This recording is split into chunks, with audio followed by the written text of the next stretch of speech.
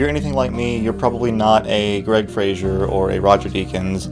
You're an indie filmmaker with a small handful of lights, and you're constantly looking for ways to elevate the quality of your short films and videos. So in today's video, I want to talk about how locations can actually do a lot of the heavy lifting for your films and your videos, and how you really only need a small handful of lights to support those locations. For each of the scenes that I filmed for this video, I only used either 1 or 2 battery-powered lights, to again kind of emphasize the fact that you really just don't need a ton of like rigging and lighting equipment to take advantage of a great location. I'll be sure to talk through the 2 lights that I used at the end of the video, and I will include a budget alternative for one of the more expensive lights that I have.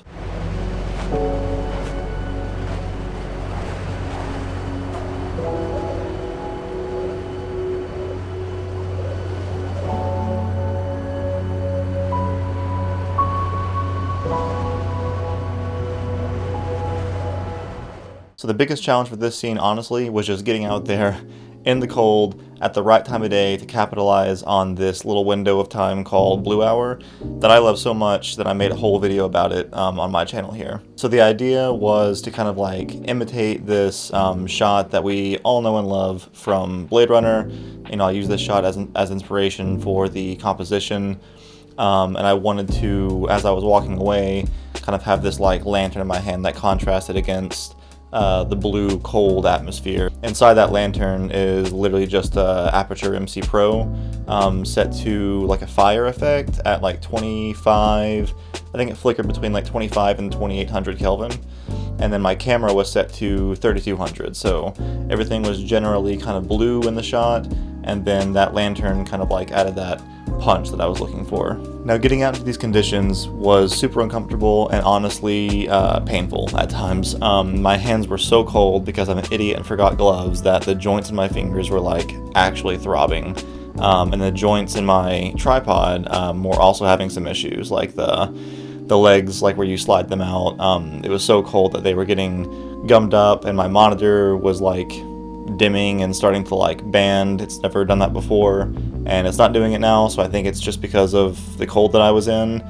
And so I say all of this because like sometimes you need to be comfortable with getting uncomfortable to get the shots that you want. There's a great YouTube channel ran by a guy named Luke Forsyth, I don't really know how to pronounce his last name, but he's a documentary filmmaker, and even though I personally am more on the narrative side of things, he shares some tips and tricks in his channel that really can apply to both documentary and narrative filmmaking. And in one of his videos, he talks about how everyone wants to be a filmmaker or a cinematographer until it's time to grab your camera at 5 a.m. and get up and get out in the freezing cold to get that shot. I think as filmmakers, sometimes we need to like be comfortable with being uncomfortable, and realize that sometimes to get that shot at a great location isn't always going to involve peak comfort. You know, like sometimes you are kind of like gritting your teeth and bearing it to get through, to get the shot that you want.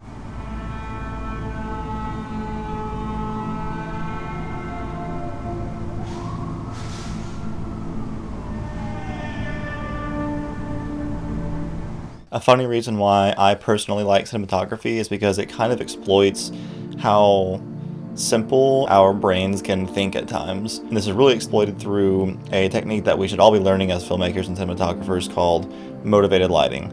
So in reality, in this like wide shot, which I kind of took as the establishing shot for the scene, this street lamp here is really not doing a lot to motivate the main key light, the main source on my wife's face.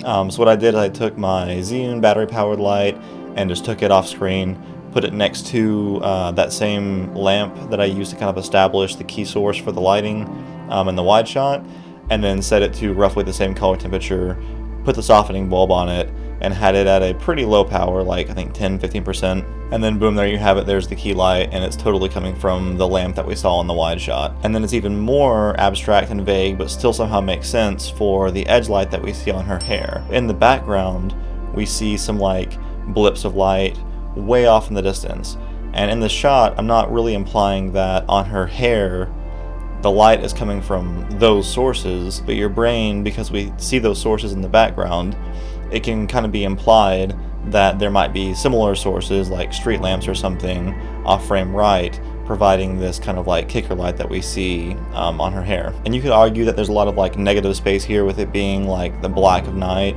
but to be honest, after watching so much Severance here lately, I'm not afraid to let my shots at night be night.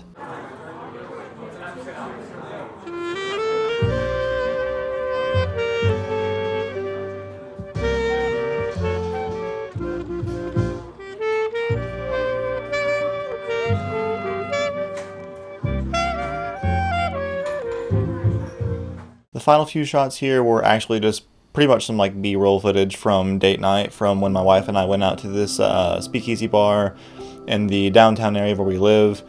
And the reason I say it's more B-roll is because we didn't have explicit permission to film there. I did ask the manager, who was like standing behind the bar at the time for these shots, if we could film some shots, and he was kind of like, yeah, I don't typically allow it, but sure, go ahead. And so that's obviously a snag that we're all going to catch at some point when it comes to filmmaking on locations. You want to be able to film at the best locations possible, but maybe not all of them are always going to be available to you. You might have to pay to use them, and there's going to be snags, but it's a big world out there. There's plenty of options, and you always want to craft your story around what you have available to you and what you can use. But even though we didn't have hardly any space or really time or permission to set up any kind of lights, I was still able to, in the very, very small amount of time that I had to set up this shot, I was still able to motivate some sources. And this like shot that you see here, there was a candle on the table that I kind of, again, I set my Aperture MC Pro to like a fire effect, and I think I had it on like 1%, and I just like popped it on the table next to her face, and then that kind of like added this candle ambient flicker. And then I put it next to the lamp, which if you look closely you can actually see it right here, to give some like far side key to motivate that lamp light that we see there at the bar. Alright, and for the lights that I used, again, I only used 2 at most for any of these shots. So for my main kind of like bigger light that I used, it was this Zhiyun CX100. I think I bought this on a Black Friday deal for somewhere around like $100, I think, and it was a very solid $100 spent. I have used this quite a bit for some other videos, both ones that I've released and not released. Like I've used it a ton for just like personal projects in the background. And it comes with this like softening bulb here, so you can have a hard light source if you would like it, and then a softening bulb that goes over it to immediately kind of like take the harshness away from some of that light that comes out of the cone there. And the other light that I used was this little Aperture MC Pro, and it is a bit on the expensive side. I totally get that. I always hate it when YouTubers like break out a case of like 6 of these, and they're like, we filmed the whole set with just a little case of these lights, and it's like a $3,000 case of MC Pros. So I want to offer an alternative for the MC Pro. I honestly don't know how many functions this light has, if it has the same like effects like party and strobe lights and whatever else that goes along with the MC Pro, but there's the Zhiyun 5-Ray M40, and it seems to be around the $100 range.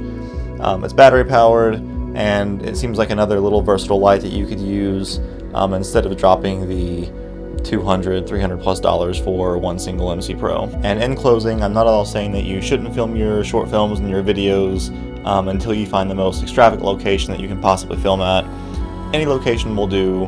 With enough creativity, any location can look great. All I'm saying is, personally at times as a filmmaker, I get kind of bored creating my 6th or 7th video in a row where my couch or somewhere in my house is the location, the primary location for the short film. And I'm sure in the future I will be using my house again for other projects, but it is fun to kind of like get out there, bring a handful of lights, and just kind of flex your creative muscles and see what you can make happen on the fly. Thank you for watching. I hope you got some value out of this video, and I hope to see you next time.